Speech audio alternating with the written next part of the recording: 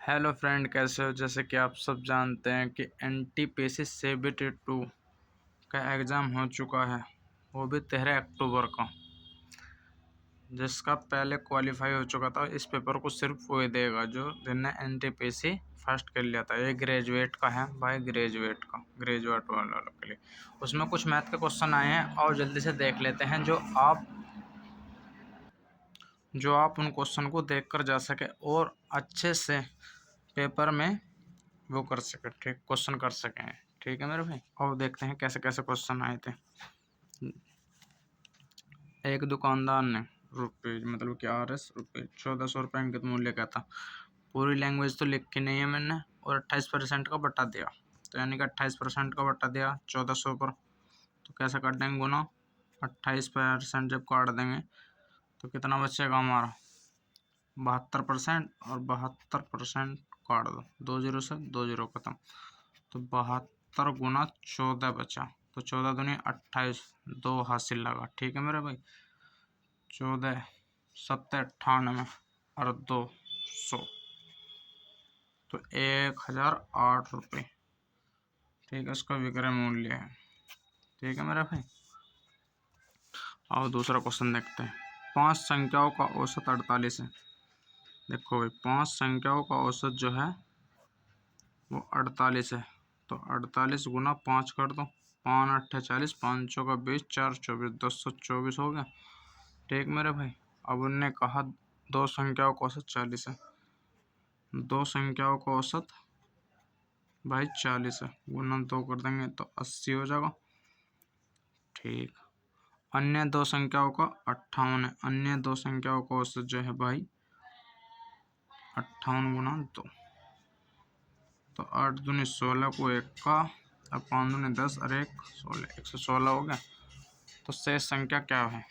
अब शेष संख्या जो बची हमारी, क्या बची भाई, ये बची 80 और 16 को जोड़ लो और इसमें से घटा देंगे, तो 0 9 6 196 हो जाएगा। 196 को 240 में घटा दो, 240 में जब हम घटाएंगे 196 को, तो कितना आएगा अन्य संख्या। 4 बचा, यहाँ 13 में से, तो यहाँ भी 4 बचा, तो हमारी संख्या 44 बचेगी वो। ठीक है जी, आओ अगला क्वेश्चन देखते हैं। तीसरा क्वेश्चन जो पूछा गया था, यानी कि जो भी पूछा गया हो, पर मैंने तीसरा पे लिख रखा, 9 का विभाजितता का नियम पूछा था। अब जो भी संख्या होगी, जैसे कि संख्या मान लो उसमें 4 ऑप्शन दे रखे होंगे और वो 9 से जरूर विभाज्य होगी। अब 9 से विभाज्य का रूल का पता है हमें, सम उनका 9 होना चाहिए, तो वो 9 से हो जाएगी। यानी कि जैसे कि सम 9 कैसे कि 5 प्लस 2 प्लस 3 प्लस 4 प्लस 5, इस टाइप से। तो ये सम 9 होना चाहिए इनका। तो 2 7 7 3 10 14 14 5 19 19, अब 27 करना है जैसे कि हमें सम।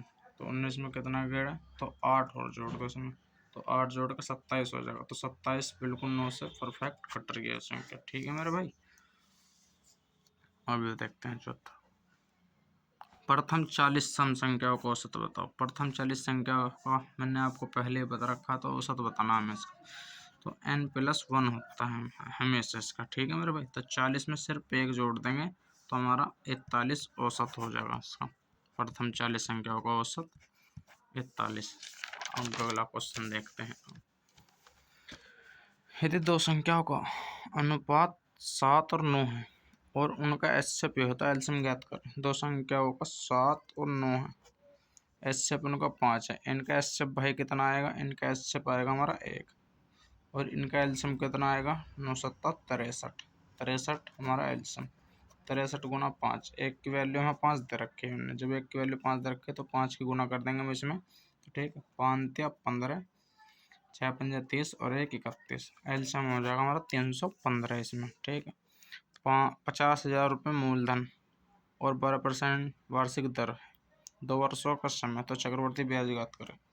12% दर हम कैसे काटते हैं, A+B वाला फॉर्मूला लगाते हैं। A+B, A गुना B/100 इस टाइप से लिख जाएगा। जब हम इसे में रखेंगे तो 12% के दर 12/12 = 24 और 12 144 और 100 सब भाग कर देंगे हम कितना, तो 24 तो आएगा और प्लस 100 सब भाग देने पे 1.44 इसमें जोड़ ऐड कर देंगे तो 25, तो 50,000 का हमें क्या लिखवाना है, 50,000 का 25.44 लिखवाना है अपॉन 100।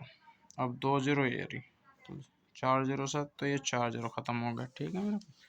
अब 5 की गुना 25/44 गुना 5 हमारा ब्याज निकल के आ जाएगा, ठीक है मेरा भाई।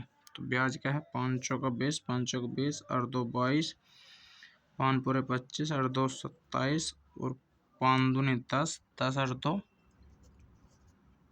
12,720 रुपये निकल के आ जाएंगे मेरे, ठीक है जी। चक्रवर्ती ब्याज होगा हमारा। यदि एक वर्ग का परिमाप 40 सेमी है और क्षेत्रफल ज्ञात करना, तो हमें पता है जैसे कि वर्ग चारों भुजा बराबर होते हैं, तो 4 का मान जो हमें दे रखा उन्होंने 4 से भाग कर देंगे 40 को, तो कितना आएगा 10। तो हर एक भुजा कितनी है हमारी 10, यू भी 10, यू भी 10, यू भी 10 और यू भी 10। और हम सूत्र जानते हैं, जब हमारी एक भुजा 10 होती है तो क्षेत्रफल के लिए हमें भुजा का स्क्वायर कर देते हैं। भुजा का स्क्वायर 10 है तो 10 का स्क्वायर कितना होगा 100, तो हमारा क्षेत्रफल कितना होगा, क्षेत्रफल 100 होगा, ठीक है जी। क्षेत्रफल हमारा 100 होगा। आओ देखते हैं। ए किसी काम को 20 दिनों में करता है, ए किसी काम को 20 दिनों में करता है और ए और बी उस काम को 15 दिनों में करते हैं। ए प्लस बी उस काम को 15 दिनों में करते हैं। तो उन्होंने पूछा बी अकेला उस काम को कितने दिनों में करेगा, ठीक है, कितने दिनों में करेगा। तो आओ देखते हैं।